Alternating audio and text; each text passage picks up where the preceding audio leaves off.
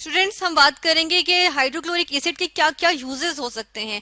Hydrochloric acid होता क्या है, हम इसका केमिकल फॉर्मूला देख लेते हैं हाइड्रोक्लोरिक एसिड का।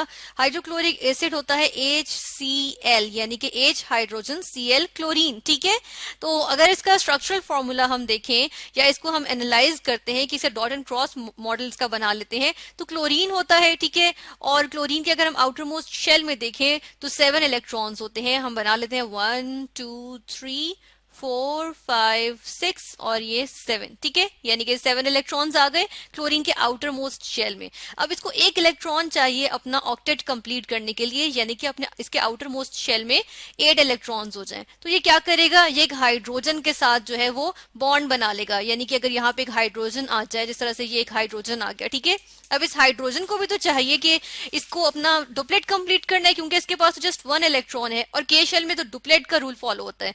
तो इसने अपना डुप्लेट कंप्लीट करना है, क्लोरीन ने अपना ऑक्टेट कंप्लीट करना है। दोनों डिसाइड करते हैं कि हम अपने अपने इलेक्ट्रॉन्स आपस में शेयर कर लेंगे। ठीक है, इन्होंने ये इलेक्ट्रॉन्स शेयर कर लिए और अब हम देख रहे हैं कि एक शेयर्ड इलेक्ट्रॉन पेयर बन गया और इसके बाद जो बॉन्ड बनता है, यानी शेयरिंग का बॉन्ड बनता है, उसको हम कहते हैं कोवलेंट बॉन्ड। ठीक है, ये हमारे पास आ गया कोवलेंट बॉन्ड। तो ये हमारे पास होता है हाइड्रोजन क्लोराइड बन गया। ठीक है, हाइड्रोजन क्लोराइड यूजुअली गैस के फॉर्म में एग्जिस्ट करता है, लेकिन जब वाटर में ये डिसॉल्व है, क्योंकि ये हाईली सॉल्युबल होता है वाटर में, तो ये वाटर में डिसॉल्व होकर क्या बना लेता है, हाइड्रोक्लोरिक एसिड। ठीक है, अब हम देख लेते हैं इसके यूजेस। इसके यूजेस में से सबसे पहले इसका बहुत इंपॉर्टेंट यूज आ जाता है और वो कुछ इस तरह से होता है कि ये पिकलिंग के तौर पे यूज होता है आयरन की और कार्बन स्टील जो होती है, आयरन Fe, जिसको फेरम भी कहते हैं। ठीक है, इसको आयरन यानी लोहा जो होता है। और इसके अलावा हम देखते हैं पिकलिंग करते हैं किस किस की, इसके अलावा किसकी करते हैं, कार्बन स्टील होती है। कार्बन स्टील हम ये भी लिख लेते हैं कि ठीक है, कार्बन स्टील होती है या आयरन होता है, इसकी जो हम पिकलिंग करते हैं। अब पिकलिंग क्या होती है, पिकलिंग भी हम देख लेते हैं। चलें हम पहले यहाँ लिख लेते हैं कि हम पिकलिंग करेंगे इसकी, और किस चीज से करेंगे, HCl से। ठीक है, पिकलिंग करेंगे और किस तरह से करेंगे, HCl यूज होता है पिकलिंग करने के लिए। अब पिकलिंग क्या होती है कि जब लोहे पे हम देखते हैं कि जंग लग जाता है, ये डिफरेंट तरह के इसके ऊपर हम कहते हैं कि दाग धब्बे या स्टेन्स आ जाते हैं। ठीक है ना, जिसको हम स्केल कहते हैं। जैसा कि यहाँ पर ये इस पिक्चर में हमें नजर आ रहा है कि हम देख रहे हैं कि ये हमारे पास जंग आलूद एक लोहे का टुकड़ा है। ठीक है ना, इसको जंग लगा हुआ, ये जो ऑरेंज सा हम देख रहे हैं, इसको जंग लग गया है। ठीक है ना, अब ये जो है वो इसकी अगर हम देखें तो लुक भी खराब हो गई है और ये खराब होता चला जा रहा है। ठीक है, इसके ऊपर स्टेन्स लग गए, यानी कि धब्बे लग गए इसके ऊपर।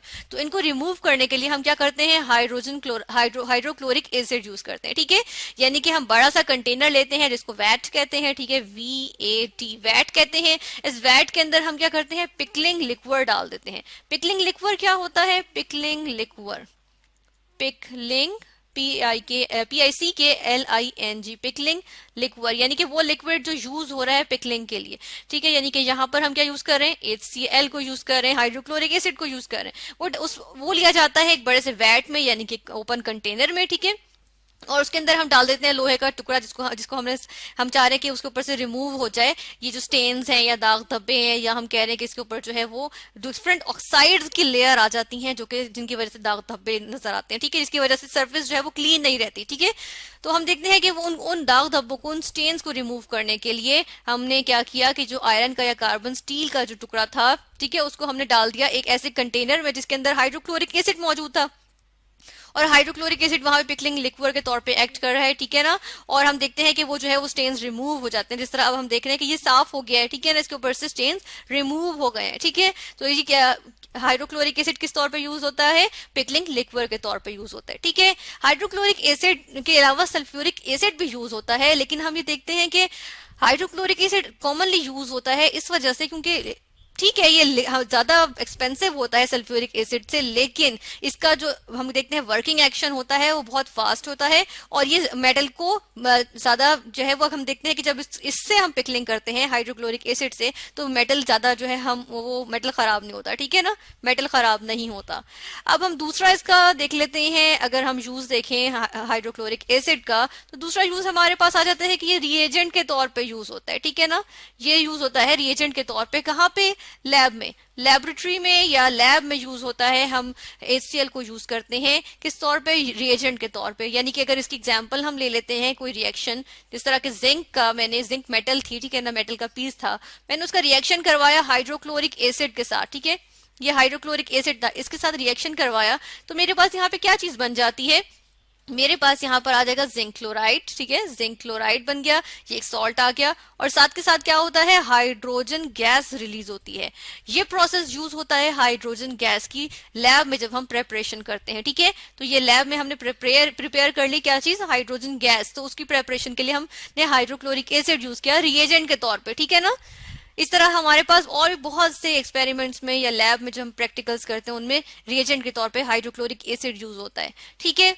फिर हम देख लेते हैं कि यहाँ पे एक और हम देख लेते हैं यूज, और वो ये आ जाता है कि हाइड्रोक्लोरिक एसिड को जिस तरह हमने पिकलिंग में स्टेन्स रिमूव करने के लिए यूज किया ना, कि आयरन की सरफेस पे हम देख रहे हैं स्टेन्स लग गए, इसी तरह कभी कभार ये होता है कि जो सैनिटरी वेयर्स होते हैं, ठीक है ना, ये जो डिफरेंट एक्सेसरीज होती हैं उनमें हम देखते हैं कि क्या होता है कि इसके ऊपर लाइम स्केल आ जाता है। अब लाइम स्केल क्या होता है, लाइम स्केल हम लिख लेते हैं, वो चूना जम जाता है, हम देखते हैं अक्सर चीजों पर चूना जम जाता है, ठीक है ना, हम कहते हैं कि कैल्शियम कार्बोनेट जम जाता है, ठीक है ना, वो कैल्शियम कार्बोनेट होता है, तो हम देखते हैं कि उससे एफिशिएंसी खराब होती है चीजें की, समटाइम्स हम देखते हैं कि लुब्रिकेशन नहीं रहती, ठीक है ना, फ्रिक्शन प्रोड्यूस होती है, चीजें जो है वो जम जाती हैं, मतलब कि इस्तेमाल के काबिल नहीं बचती, ठीक है। तो उसमें हम देखते हैं कि ये जो लाइम स्केल है या कैल्शियम कार्बोनेट है, इसको रिमूव करने के लिए हम इसका रिएक्शन करवा देते हैं हाइड्रोक्लोरिक एसिड के साथ, ठीक है, हाइड्रोक्लोरिक एसिड के साथ इसका रिएक्शन करवा देते हैं, और हम देखते हैं कि क्या यहाँ पे हमारे पास होता है कि जब हाइड्रोक्लोरिक एसिड के साथ इसका रिएक्शन करवाते हैं तो हमारे पास बन जाता है कैल्शियम क्लोराइड, ठीक है, कैल्शियम क्लोराइड बन जाता है, और साथ के साथ क्या चीज बनती है, वाटर बनता है, ठीक है, और बनता है कार्बन डाइऑक्साइड, ठीक है, वाटर लिक्विड फॉर्म में, कार्बन डाइऑक्साइड गैस रिलीज हो गई, और जो कैल्शियम क्लोराइड बना है ये एक्वस फॉर्म में होता है, ठीक है। और यहाँ पे अब एक चीज हम देखते हैं, हम नोट करते हैं कि कैल्शियम कार्बोनेट जो है वो वाटर में सॉल्युबल नहीं होता, इसीलिए ये जम जाता है ना इस तरह से, और ये रिमूव भी नहीं होता, ठीक है ना। और हम देखते हैं कि जब हम हाइड्रोक्लोरिक एसिड में इसको डिसॉल्व करते हैं तो फिर क्या होता है, कैल्शियम क्लोराइड बन जाता है जो कि वाटर सॉल्युबल होता है, और इस तरह से कैल्शियम के जो ये हम देखते हैं कि लाइम स्केल बन गया था, ये लाइम स्केल किस तरह से इजीली रिमूव हो गया जब हमने हाइड्रोक्लोरिक एसिड पास किया इस लाइम स्केल के ऊपर से, ठीक है, और हमारे पास कैल्शियम क्लोराइड बन गया और वाटर और कार्बन डाइऑक्साइड गैस रिलीज हो गई है, ठीक है। इसके अलावा हम देखते हैं कि बहुत सारे कमर्शियल यूजेस भी आ जाते हैं हाइड्रोक्लोरिक एसिड के, जैसा कि अगर हम बात करें तो ये बहुत सी मेडिसिन में यूज होता है, ठीक है ना, जैसे मेडिसिन या ड्रग्स बनाने के लिए यूज होता है। जो क्लोराइड्स होते हैं, समटाइम्स मेडिसिन के अगर हम उनके जेनरिक नेम्स देखें या केमिकल्स उसमें देखें तो उनमें क्लोराइड्स यूज हुए होते हैं, ठीक है। तो क्लोराइड्स जो वो मैन्युफैक्चर किए जाते हैं उसमें जो है वो हाइड्रोक्लोरिक एसिड जो है वो मददगार होता है उनकी मैन्युफैक्चरिंग के लिए, ठीक है। इसी तरह हम कहते हैं डिफरेंट डाइज बनते हैं, यानी कि जो रंगने के लिए कलरिंग एजेंट्स होते हैं, केमिकल्स जो कलरिंग एजेंट्स होते हैं। इसी तरह हम कहते हैं कि प्लास्टिक्स बनाने के लिए, ठीक है, जैसा कि पीवीसी, पॉलीविनाइल क्लोराइड, इसमें भी तो क्लोराइड आ रहे हैं, ठीक है ना, तो वो क्या है, वो भी हम कहते हैं कि क्लोराइड आ रहा है, तो इसका मतलब है कि वो भी हाइड्रोक्लोरिक एसिड से बनती है, ठीक है ना। हम जिस तरह से पीवीसी में या मेटल में, प्लास्टिक में हम एग्जांपल ले लेते हैं पीवीसी, पॉलीविनाइल क्लोराइड, ठीक है। तो हमने देखा कि बहुत सारे यूजेस आ जाते हैं, चाहे हम लैब की बात करें, चाहे हम इंडस्ट्रीज की बात करें, चाहे हम मेटल्स की बात करें या आयरन की बात करें, तो हमने देखा कि बहुत सारे यूजेस आ जाते हैं हाइड्रोक्लोरिक एसिड के।